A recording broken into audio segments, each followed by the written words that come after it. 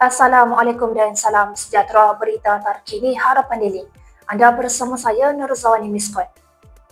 Hasrat Kerajaan Terengganu untuk membina sebuah entiti petroleum milik negeri sendiri yang dikenali sebagai Terengganu Petroleum mengundang skeptikal ramai.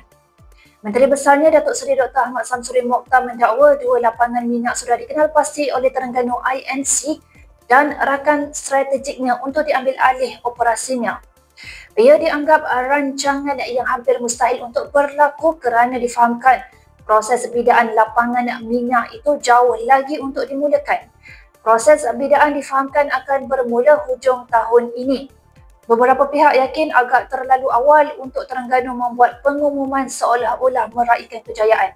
Isu utama adalah mampukah projek itu direalisasikan atau bakal menjadi projek Gajah Putih seperti kebanyakan projek mega yang diumumkan pemimpin PAS sebelum ini yang akhirnya tidak dapat menjadi kenyataan. Ini bukan kali pertama pemimpin PAS PN mengumumkan projek-projek mega yang gagal dilaksanakan. Contohnya projek Widat Langkasuka dan Lita Lumba di Langkawi. Sementara itu, PAS digesa untuk memberikan ruang kepada Adun Gunung Semanggul Razman Sakarya untuk menjawab secara terbuka mengenai isu ladang babi di Air Kuning. Pada 2020 hingga 2022, Razman merupakan Exco Pertanian Negeri Perak yang secara langsung terlibat memegang portfolio berkaitan penternakan. Setiausaha Amanah Perak Salman Saleh berkata selepas terdedah bahawa Razman yang bertanggungjawab dalam isu ini semasa pentadbiran PN, pemimpin PAS itu kini tidak lagi diberikan ruang untuk bercakap.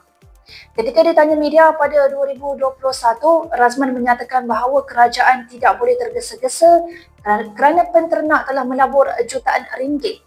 Salman berkata kenyataan itu jelas memperlihatkan keengganan untuk bertindak, sekaligus mendedahkan sikap pasif beliau terhadap isu yang kini cuba dijadikan alat kempen politik.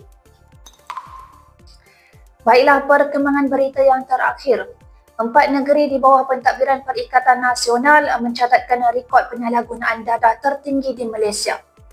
Paling parah membabitkan negeri Kelantan yang merekodkan 1,130 kes dalam setiap 100,000 penduduknya.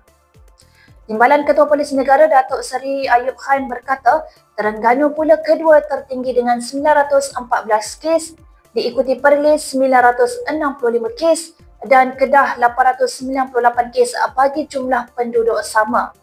Beliau berkata berdasarkan statistik pada 2024, sebanyak 192,857 kes penyalahgunaan dadah direkodkan di seluruh negara. Baiklah, paparan tadi mengakhiri berita kita hari ini. Kita akan berjumpa lagi. Assalamualaikum dan salam Malaysia Madani.